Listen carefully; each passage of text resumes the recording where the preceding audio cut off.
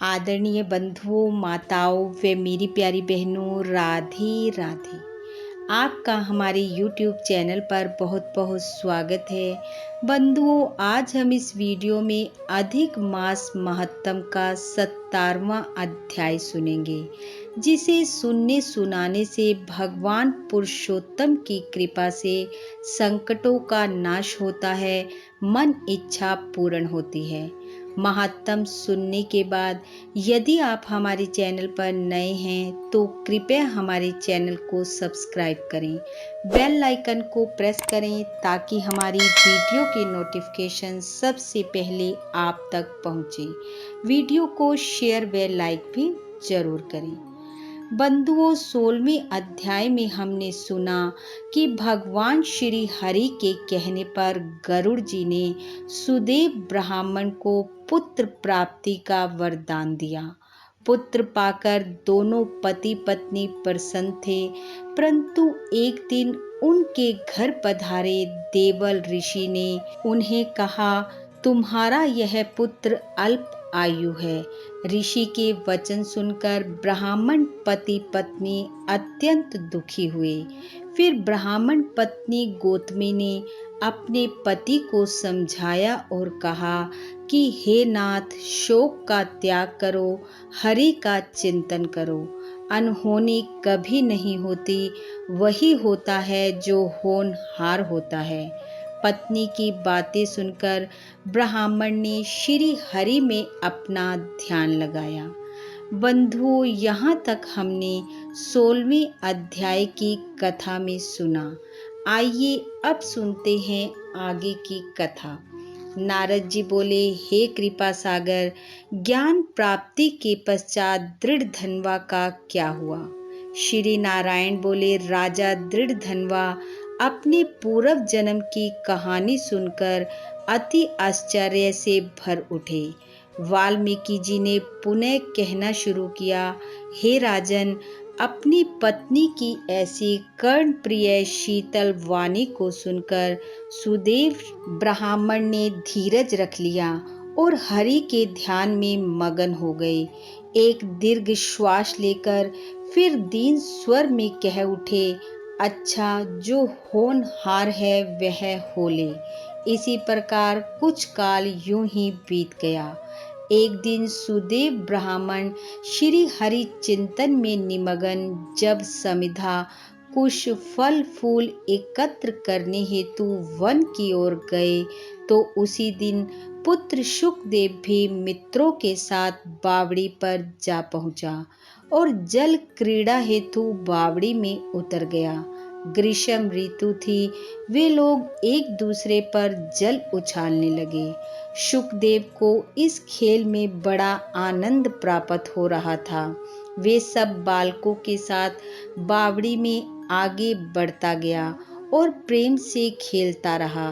खेल ही खेल में बालकों ने उसे गहरे जल की ओर धकेल दिया। वह भी उन लोगों से बचने के लिए उधर बढ़ गया। देववश वह अथाह जल में डुबकी खा गया। उसने अपनी सांस को अपने मित्रों को धोखा देने के लिए रोक लिया और जल में डुबकी लगाई, किंतु वह अपने आप को संभाल न सकने के कारण अत्यंत व्याकुल हो निकलने का प्रयत्न करने लगा, लेकिन वह ऐसा कर न सका और वहीं डूब गया और उसकी मृत्यु हो गई। यह देखकर अन्य बालक हाहाकार करते हुए वहां से भागे और इस शोक समाचार को उसकी माता गौतमी को जाकर सुनाया। बालकों की ऐसी वज्रपात जैसी वाणी को सुनकर गौतमी पुत्र के शोक से विह्वल हो धरती पर मूर्छित होकर गिर पड़ी। उसी समय सुदेव ब्राह्मण का भी आगमन हुआ। पुत्र की मृत्यु का संवाद सुनकर वह भी कटे वृक्ष की तरह पृथ्वी पर पछाड़ खाकर गिर गए। इसके अनंतर दोनों पति पत्नी उस बावड़ी के निकट पहुंचे और पुत्र के शव को निकालकर उसे अंक में भरकर सुदेव ने उसके मुख को अनेकों बार चूमा। इसी तरह पुत्र के मुख को देखकर करुण रुदन करते हुए सुदेव दीन वाणी में बोले, हे पुत्र, मेरे शोक को दूर करने वाली अपनी मनोहर शीतल वाणी में मुझसे वार्ता करो। हे पुत्र, मुझे इससे सुख मिलेगा। हे वत्स, वृद्ध माता पिता को असमय में छोड़कर तुम्हारा यह जाना उचित नहीं है। हे पुत्र, तुम शीघ्र उठो और सोना छोड़कर जल्दी ही पढ़ने के लिए बैठो। मैं तुम्हें छोड़कर घर नहीं जाऊंगा। वहाँ अब मेरा क्या रखा है? मैंने कोई निंदित कार्य नहीं किया, ब्रह्म हत्या नहीं की। किस कुकर्म का मुझे यह फल मिला है? हे निर्दयी विधाता, तुम्हें इस दीन वृद्ध की आंखें निकालकर क्या लाभ मिला है? हे पुत्र, कुछ तो बोलो।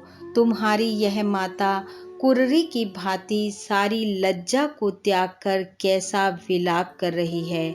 क्या उसे देखकर भी तुम्हें कुछ दया नहीं आती? अत्यंत विलाप करते हुए सुदेव ब्राह्मण ने कहा, मुझसे तो राजा दशरथ ही धन्य हैं, जिन्होंने पुत्र श्री रामचंद्र के वन गमन करने पर अपने प्राण त्याग दिए। वे पुत्र के विरह से ही इतने दुखी हो गए, लेकिन मैं अपने पुत्र के निधन पर भी जीवित हूँ। मुझे धिक्कार है। हे गोविंद, हे विष्णु, हे यदुनाथ, हे रुक्मणीपति, हे मुरारी, दीनों पर दया करने वाले दयालु भगवन, मेरी पुत्र के शोकानल से रक्षा करो। इति श्री वृद्ध नारदीय पुरुषोत्तम मास महत्तम 17वां अध्याय समापत। बोलो विष्णु भगवान की जय। पुरुषोत्तम भगवान की जय। बंधुओं, भगवान श्री हरि व पुरुषोत्तम भगवान की कृपा आप व आपके परिवार पर सदैव बनी रहे। इन्हीं शुभकामनाओं के साथ आप सबका बहुत बहुत धन्यवाद। राधे राधे।